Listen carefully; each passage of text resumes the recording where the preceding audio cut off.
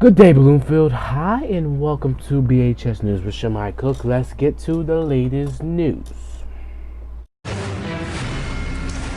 Breaking overnight, a rally was held outside the state capitol in Hartford on Wednesday to protest against the decision to cancel full contact football for the fall season, according to social media posts. The CIAC announced last week that it would not be moving forward with 11 on 11 football games after hearing from the Connecticut Department of Public Health that the agency considered it as a high risk activity and would not support the playing of those games.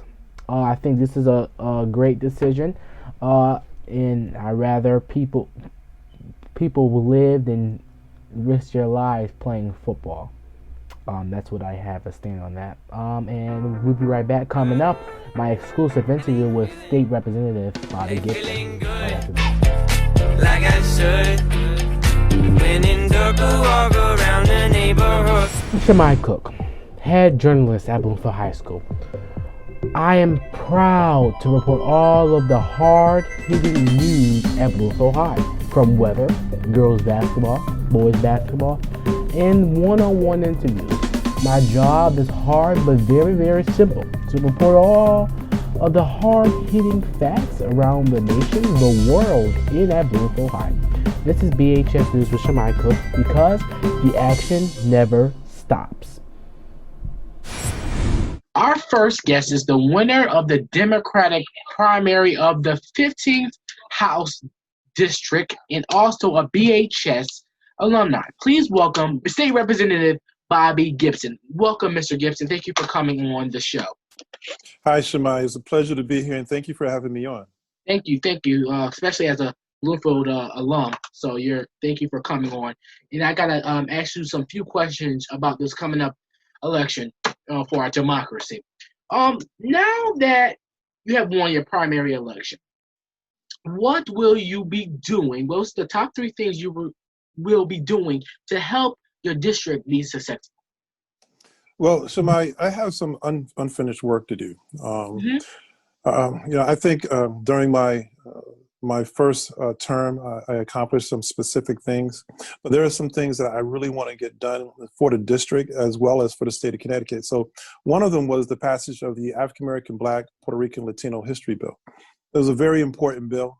I truly think a little bit of what's going on in our nation today, if kids, when they were young, grew up with an understanding of each other, and since right now we're in the grips of this right now in our nation, Black Lives Matter and the police shootings and how Blacks are being taught.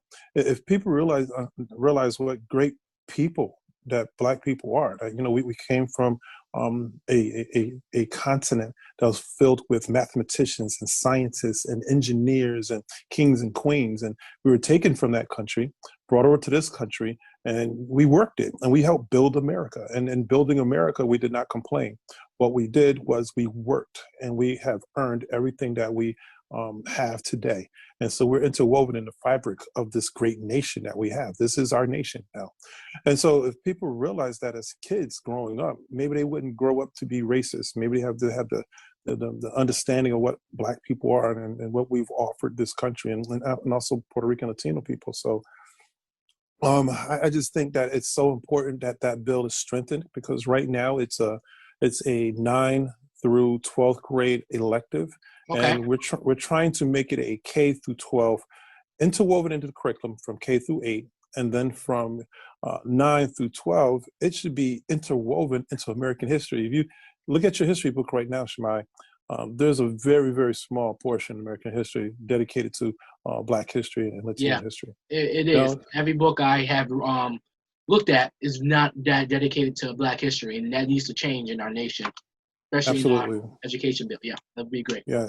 So that bill also work with seniors. Right now we're in the middle of a pandemic, and in Bloomfield we have a high number of nursing homes and residents in nursing homes.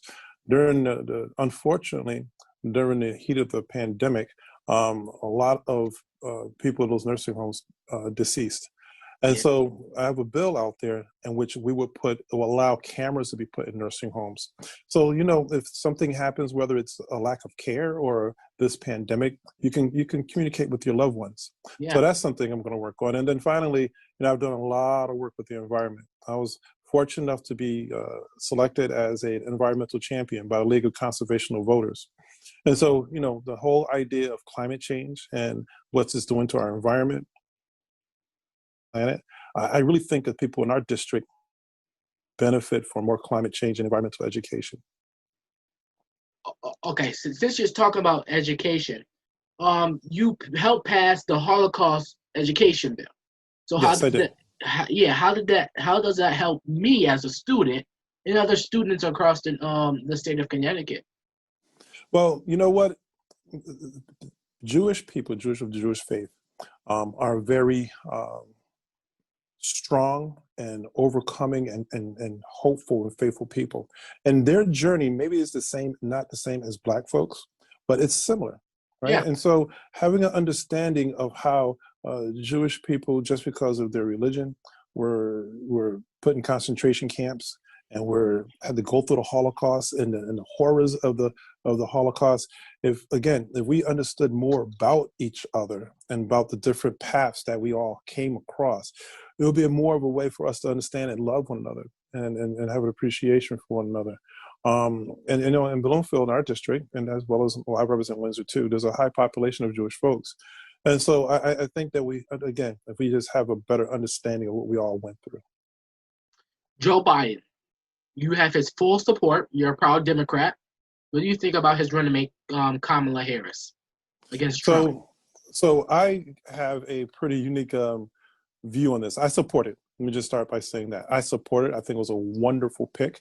Out of all of the potential candidates, I think that she was right there at the top. I had the pleasure of hearing Kamala Harris speak twice. And both times when I've heard her speak, I was so impressed with her intelligence, with her conviction, with her desire to do well. I've actually had a chance to meet her in person and have a brief conversation with her. When she was running for president, I endorsed her. And so there's a lot of pluses with Kamala. I mean, she's an HBCU grad. Yeah, I was She's just part about of to the say that denied. you're part of the Mhm, Omega Sci-Fi, and she's a mhm. part of the AKA. So she's an AKA. So that's your sister. So it's just a big community, especially for the HBCUs. Absolutely, Yeah. absolutely. That's absolutely. And so, the obvious thing, she's a woman and a strong woman. Outstanding pick with that. She's has Asian lineage, and she has a blended family. She worked hard going to an HBCU and then working her way up through the system and achieving so many accomplishments. It's a great story. It's a great American story. And I think she's an outstanding role model, obviously for our girls, right? But Yeah. actually also, showing our boys an example of what a strong woman looks like. So Mhm. I think it was a great pick. Okay. Thank you, Miss. Mail-in ballots in Connecticut. This is especially for the elderly, like you said. They are hesitant of going out to vote on November 3rd. Do you think mail-in ballots are going to be a problem here in Connecticut? Well, being an educator, Shamai, my biggest thing is with almost anything is education. And that's one of the things that myself and some other colleagues are trying to do is educate people on what actually is a mail-in ballot. What's the process? Because, the Secretary of State is going to send, like they did in the primary, send everyone a absentee ballot application. Once you receive the absentee ballot application, you fill it out, you send it back in, then you're going to get an actual absentee ballot. And so I've been working with actually the Secretary of State, Denise Merrill. I've had several conversations with her to help educate folks on how to actually do the process. And again, once folks are educated and know what's going on, the constituents that I've spoken to, they love it. They love it. I mean, when I won the primary, a large portion of the votes that I received were via absentee ballot. And so I think it's a necessary thing. It's unfortunate in our country right now. There's those out there who are trying to suppress voters and not have us exercise our right, our full right, and abilities to carry out our vote. And so what we have to do, and I appreciate you, Shemai, so much. I'm so proud of you. Being a fellow Warhawk. I'm a lot older than you are, but Yeah. you know what? Orange and blue, it doesn't bleed, right? Yeah. And so I'm so proud of the job that you're doing, because even with us talking now, you're helping to educate others on the absentee ballot process. So. I'm not old enough to vote, but it's very important. It's our right to vote here as an American citizen. It's like we have no choice.